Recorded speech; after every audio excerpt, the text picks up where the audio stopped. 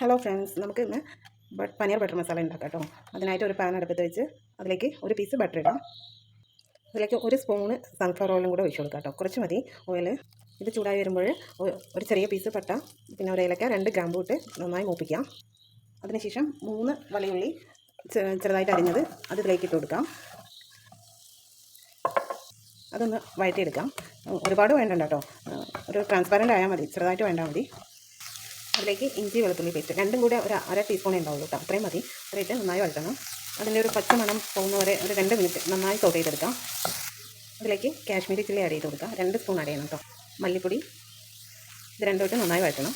മഞ്ഞൾപ്പൊടി ഇടണ്ട കേട്ടോ, അതിൻ്റെ കളറേ ചേഞ്ച് മഞ്ഞ കളറായിട്ട്. അതുകൊണ്ട് മഞ്ഞൾപ്പൊടി ഇടണ്ട. മല്ലിപ്പൊടി മുളക് പൊടി മാത്രമായിട്ട് നന്നായി വഴറ്റാം.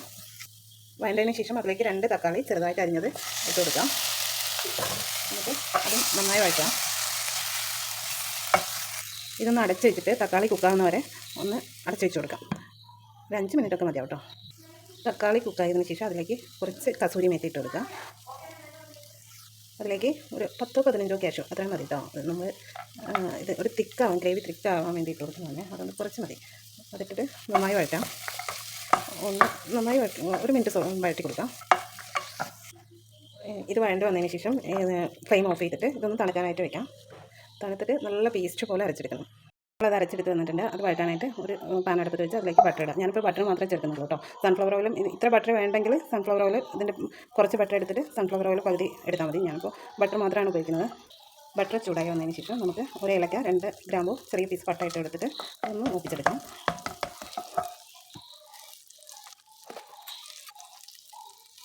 അതൊന്നായി വന്നാൽ നമ്മൾ അരച്ച് വെച്ചിരിക്കുന്ന അരപ്പിട്ടോ അതിലേക്ക് ചേർത്ത് കൊടുക്കാം. അരപ്പിട്ട് കൊടുത്തിട്ട് അതിലേക്ക് നന്നായി വഴറ്റി കൊടുക്കാം. ഈ വെള്ളം ഒന്ന് വറ്റി ഈ അരപ്പൊന്ന് ഡ്രൈ ആവുന്ന ആ സമയം വരെ ഒന്ന് നന്നായിട്ട് വഴറ്റി കൊടുക്കണം. ഇതിപ്പോൾ ഡ്രൈ ആയി വരുന്നുണ്ട്, കുറച്ചുകൂടെ ആവണം, എന്നാലേ ടേസ്റ്റ് വരുള്ളൂ കേട്ടോ. അതുകൊണ്ട് കുറച്ചുകൂടെ നമുക്ക് വഴറ്റി കൊടുക്കാം. ഇത്രയും വേണ്ടത് മതി. അതിലേക്ക് നമുക്ക് 1 കപ്പ് പാൽ ഒഴിച്ച് കൊടുക്കാം. പശുമ്പാലാണ്. ഒഴിച്ച് കൊടുത്തിട്ട് നന്നായി ഇളക്കണം.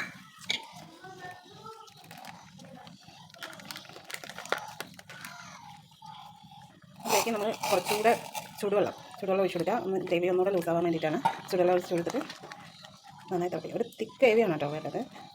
ഒരുപാട് വെള്ളം ഒഴിച്ച് കൊടുക്കണം, ഒരു 1/2 കപ്പൊക്കെ മതിയാവും.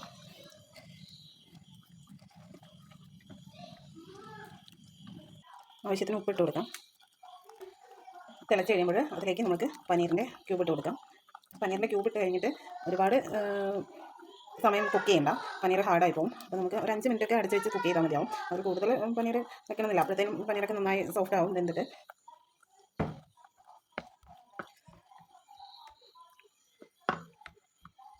നമുക്കൊരു 5 മിനിറ്റ് അടച്ച് വെച്ച് വേവിക്കാം കേട്ടോ.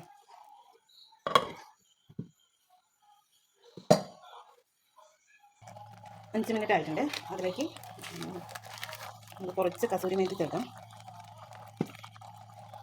പിന്നെ അതിലേക്ക് കുറച്ച് ഫ്രഷ് ക്രീം ചേർക്കാം. ഇത് ഓപ്ഷണലാണ് കേട്ടോ. നമ്മൾ പാല് ചേർത്തതുകൊണ്ട് നമുക്കിത് വേണമെന്നൊന്നുമില്ല, മക്കൾക്ക് ഇവിടെ ഇഷ്ടമായതുകൊണ്ട് മാത്രം ഫ്രഷ് ക്രീം ചേർക്കുന്നതാണ്.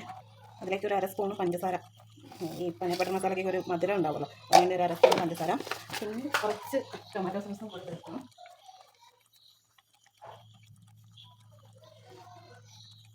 കുറച്ച് ടൊമാറ്റോ സോസ് അതും കൂടി ചേർത്തിട്ട് നന്നായി ഇളക്കി മാറ്റി വയ്ക്കാം കേട്ടോ. നമ്മുടെ പനീർ ബട്ടർ മസാല റെഡിയായി. കുറച്ച് മല്ലിയിലയും കൂടി ഇടണം. എൻ്റെ കയ്യിൽ ഇപ്പോൾ നോക്കണം മല്ലിയില ഉണ്ടോയെന്ന്. കുറച്ച് മല്ലിയിലയും കൂടി ഇടാം. ഫ്രിഡ്ജിലുണ്ടായിരുന്നു കേട്ടോ മല്ലിയില, ഞാൻ ശ്രദ്ധിച്ചിട്ടില്ല. അങ്ങനെ നമ്മുടെ പനീർ ബട്ടർ മസാല റെഡി ആയിട്ടുണ്ട്.